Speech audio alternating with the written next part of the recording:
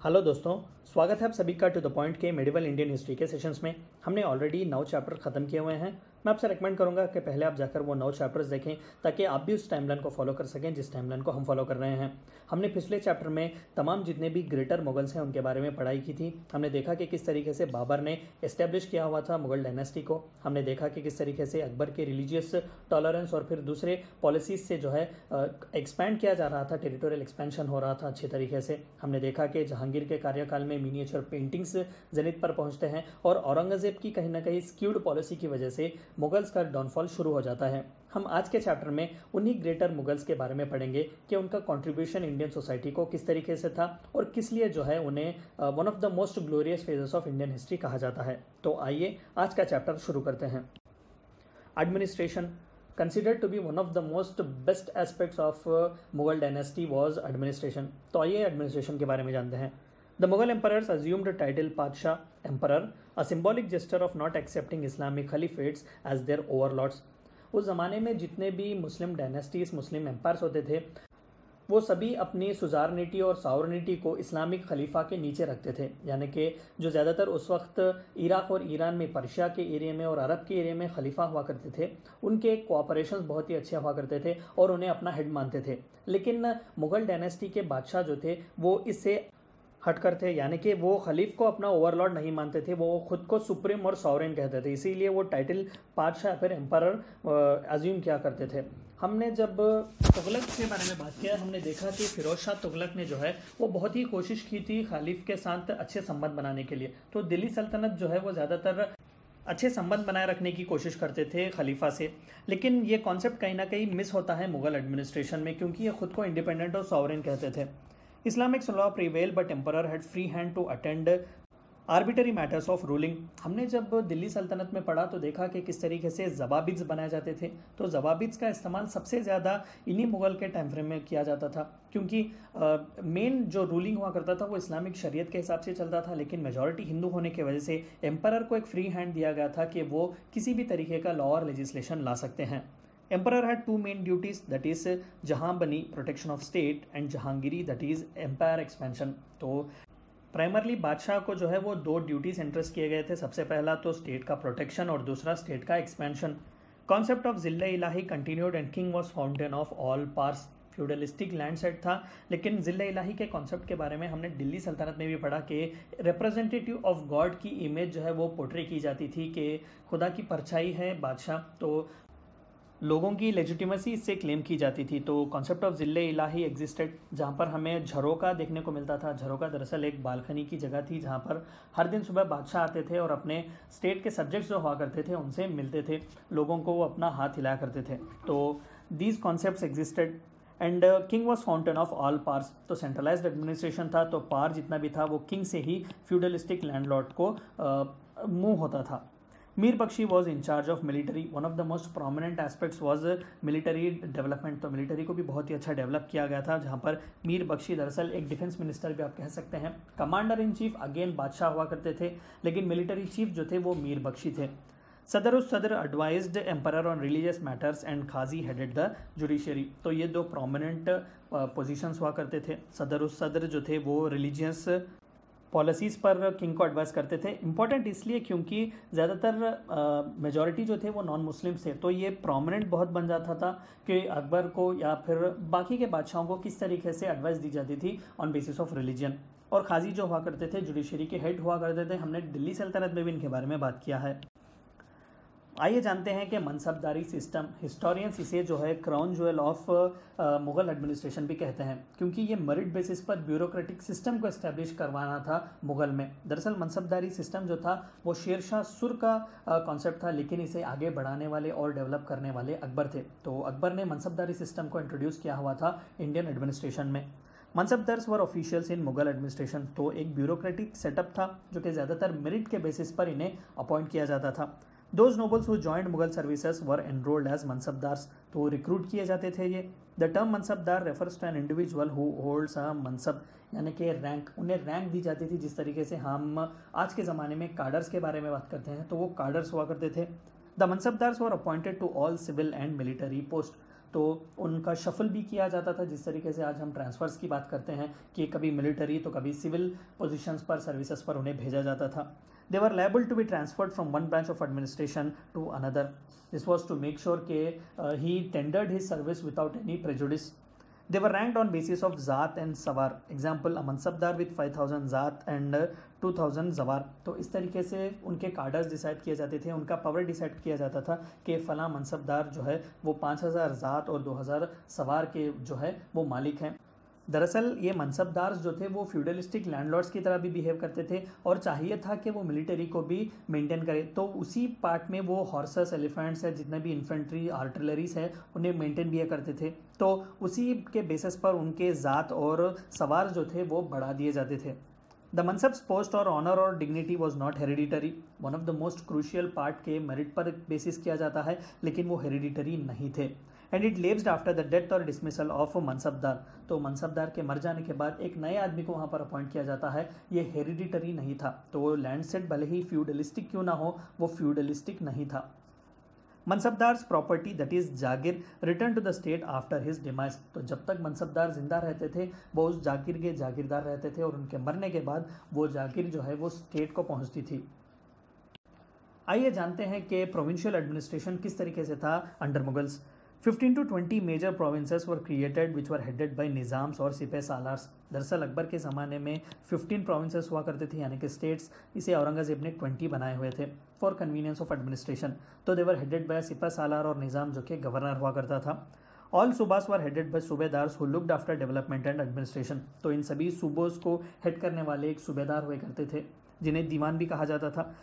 The provincial administration was a replica of central administration, यानी कि central में जिस तरीके से किंग हुआ करते थे, उनके प्राइम मिनिस्टर दीवान हुआ करते थे, सदर उस्ताद, या फिर हमने वकील के बारे में भी जैसा बात किया हुआ था, उसी तरीके से प्रोविंसेस में भी अप्लाई किया जाता था। तो एक बहुत ही डिटेलली स्ट्रक्चर्ड एडमिनिस्ट्रेशन एग्जिस्ट किया करता था मुगल्स में। द की पोस्ट वर वाकिया नाविस who headed espionage in province. तो ये बहुत ही कॉन्फिडेंट हुआ करते थे, कॉन्फिडेंट लोग हुआ करते थे, बादशाह के करीब थे, जो कि प्रोविंसेस में एस्पियोनाज और सीक्रेट इन्फॉर्मेशन के सिस्टम को हेड करते थे। फर्दर सूबास वर डिवाइडेड एज सरकार्स एंड इंडीड एज परगानास। सरकार जो थे वो डिस्ट्रिक्ट्स हुआ करते थे और परगाना जो थे वो छोटे से क्लस्टर्स हुआ करते थे विलेजेस के। तो सरकार जो है वो फौजदार हेड किया करता था, बोथ भी मिलिट्री ऑफिसर्स हुआ करते थे, और परगाना को हेड करने वाले शीकदार हुआ करते थे। यानी कि सरकार जो है वो डिस्ट्रिक्ट और डिस्ट्रिक्ट के कलेक्टर फौजदार, परगाना जो थे वो विलेज क्लस्टर और उस विलेज क्लस्टर के हेड शीकदार हुआ करते थे। ये दोनों ही मिलिट्री ऑफिसर्स थे। Mughals left village administration to panchayat itself. तो ज़्यादातर मुगल एडमिनिस्ट्रेशन में विलेज एडमिनिस्ट्रेशन को ज़्यादातर इंपॉर्टेंस नहीं दिया गया, वो सिर्फ सेंट्रल और प्रोविंशियल के लेवल पर ही दिया गया है। दहसाला सिस्टम और जब्ती सिस्टम। आइए देखते हैं कि रेवेन्यू में किस तरीके के डेवलपमेंट्स हुए थे इनके ज़माने में। दरअसल दहसाला और जब्ती सिस्टम अकबर के ज़माने में इंट्रोड्यूस किए गए थे। It was Raja Todarmal who was a finance minister of Akbar brought new system of revenue collection. दरअसल अकबर के परमिशन के बाद जो थे राजा तोडरमल ने एक्सटेंसिव सर्वेस करवाए हुए थे। कहीं ना कहीं रेवेन्यू सिस्टम को ओवरहॉल करने की बहुत ही ज़रूरत थी कि जिस तरीके से टैक्स कलेक्ट किए जाते थे वो बर्डन ज़्यादा फार्मर्स पर, पेजेंट्स पर, लोगों पर ना पड़े। तो इसलिए जब्ती सिस्टम को जो है वो एनहेंस किया गया था। Under the system he took a careful survey of crop yields and prices cultivated for the period of 10 years, यानी कि 10 साल के जितने भी प्रीवियस पीरियड में क्रॉप यील्ड थे और सर्वे करवाया था उन्हें, देखा गया था कि प्राइजेस किस तरीके से फ्लक्चुएट किए जा रहे थे, क्रॉप किस तरीके से क्वालिटी से प्रोड्यूस किए जा रहे थे, और उनके बेसिस पर जो है ऑन एन एवरेज टैक्स जो है वो अनाउंस किया जाता था। The average produce of different crops as well as the average prices prevailing over last 10 years was calculated and 1/3 share of the average produce was appointed or apportioned to the state। तो 10 साल के previous years के जितने भी crop production थे, crop quality था, land assessment था, उसे लेकर उसके एवरेज को जो है एक अमाउंट कैलकुलेट किया जाता और उससे 1/3 हिस्सा जो हुआ करता था वो स्टेट का रेवेन्यू था, यानी कि टैक्सेस था। तो this was considered to be one of the most genius parts of the Mughal revenue system.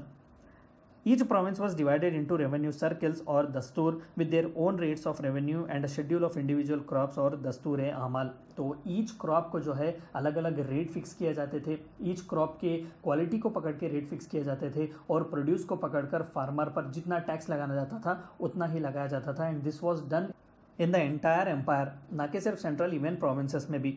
Historians considered this to be the best reform ever brought by Mughals in India. तो mansabdar system और revenue में जब्ती system जो है वो crown jewels माने जाते हैं मुगल एडमिनिस्ट्रेशन के। Art and architecture under Mughals, जिनके लिए आज भी मुगल्स याद किए जाते हैं, आइए उनके बारे में पढ़ते हैं। ये लाल किला है, ये ताजमहल है। Large scale constructions of building started during the reign of emperor Akbar. He built Fatehpur Sikri palace cum fort, Buland Darwaza, Jodhabai's palace, Panch Mahal and Humayun's tomb. दरअसल पिछले चैप्टर में हमने बाबर और हुमायूं की ज़िंदगी देखी। ज़्यादातर उनका कार्यकाल या तो पावर कंसोलिडेट करने में जाता था या फिर कहीं ना कहीं रेबेलियंस थे, लड़ाई झगड़ा था, ओवरथ्रोज थे, तो ज़्यादातर उन्हें मौका नहीं मिलता था कंस्ट्रक्शंस करने का। तो सबसे पहले कंस्ट्रक्शंस अकबर के ज़माने में शुरू हुए थे। तो देखिए उन्होंने कई कंस्ट्रक्शंस किए हुए। फतेहपुर सिकरी जो है जो आज के आगरा के करीब है, और उन्होंने बुलंद दरवाज़ा जो कि गुजरात में बनाया हुआ था, जोधाबाई पैलेस, पंचमहल, हुमायूंस टॉम्ब जो है वो दिल्ली में है, वो भी इन्होंने ही बनवाया था, जिसे आज भी one of the most phenomenal Indo Islamic architecture कहा जाता है। Mughal architecture reached zenith during the time of Shah Jahan, who built Taj Mahal at Agra, Red Fort at Delhi with Rang Mahal, Diwan-e-Aam and Diwan-e-Khas, Moti Masjid, Jama Masjid. Diwan-e-Aam जो था वो एक place हुआ करता था बड़ा सा, जहाँ पर आम लोगों के साथ बादशाह जो है वो हर फ्राइडे मिला करते थे, और दीवान खास जो था वो कॉन्ग्रीगेशनल एरिया था जहाँ पर ख़ास लोगों के साथ, इंपॉर्टेंट नोबल्स के साथ वो मिला करते थे। One of the quite important feature which was introduced by Shah Jahan, तो ये भी उन्हीं के कार्यकाल में किया गया था। Mughals used Persian Islamic elements of architecture such as geometrical and floral designs, Quranic inscriptions, Charbagh style of gardens. They used huge domes and semi domes for top layers of constructions. आप देख सकते हैं कि बड़े बड़े डोम्स जो थे वो बनाए जाते थे। यहाँ पर छत्रीस भी आपको देखने को मिलते हैं। दरअसल ये हिंदू एलिमेंट था इस्लामिक आर्किटेक्चर में। तो पर्शिया को पर्शियन का इन्फ्लुएंस बहुत ही ज़्यादा हुआ करता था उस वक्त के आर्किटेक्चर में। तो कई पर्शियन कंस्ट्रक्शंस करने वाले, कई पर्शियन आर्किटेक्चर जो थे वो हिंदुस्तान में आए हुए थे। तो एक लार्ज स्केल पर कंस्ट्रक्शन को है बढ़ावा दिया गया था मुग़लों के ज़माने में। आज कई ऐसे साइट्स हैं जो यूनेस्को के वर्ल्ड हेरिटेज साइट्स भी माने जाते हैं, which are constructions of Mughal.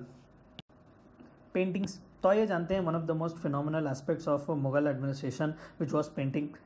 They belong to category of miniature paintings. दरअसल हिंदुस्तान के पेंटिंग्स दो कैटेगरीज में बांटे जाते हैं, एक म्यूरल पेंटिंग्स और मिनिएचर पेंटिंग्स। म्यूरल पेंटिंग्स जो होते हैं वो वॉल्स पर किए जाते हैं। दरअसल रफनेस बहुत ज़्यादा होता है सरफेस का, लेकिन मिनिएचर पेंटिंग्स जो है वो स्मूथ सरफेस पर किए जाते हैं, जैसे कि पेपर हो या कैनवास हो या फिर क्लॉथ हो। तो मुग़ल पेंटिंग्स जो थे वो दूसरे कैटेगरी के यानी कि मिनिएचर पेंटिंग्स को वो रिप्रेजेंट करते थे। तूतीनामा और tales of parrot is considered as the first art work of Mughal school. आप देख सकते हैं ये तूतीनामा का एक पेंटिंग है जहाँ पर एक रानी एक तोते से बात कर रही हैं। तो it is considered to be the first art work of school. Akbar's reign 1556 to 1605 ushered a new era in Indian miniature paintings, whereas under Jahangir it reached its zenith. Jahangir खुद एक बहुत ही पेंटर थे, आला दर्जे के मिनिएचर पेंटिंग बहुत ही अच्छे बनाया करते थे। Shah Jahan continued the patronage but Aurangzeb neglected it. Shah Jahan ने भी रॉयल पैट्रोनेज तो दिया लेकिन आर्किटेक्चर को ज़्यादा दिया, जहां पर ताजमहल जैसा एक आर्किटेक्चर हमें मिलता है। लेकिन औरंगजेब जो थे वो पूरे जितने भी उनके प्रेडिसेसर्स के पॉलिसीज़ थे उन्हें अपोज करने वाले थे। तो पेंटिंग्स, गाना बजाना, म्यूज़िक, लिटरेचर तमाम जो था वो कम था औरंगजेब के ज़माने में। The paintings often were of large size and were painted on cloth with dominating colors being red, blue and green. तो ज़्यादातर वाइब्रेंट कलर्स का इस्तेमाल किया जाता था इन मिनिएचर पेंटिंग्स को बनाने के लिए, जो आज भी माने जाते हैं master class across the world.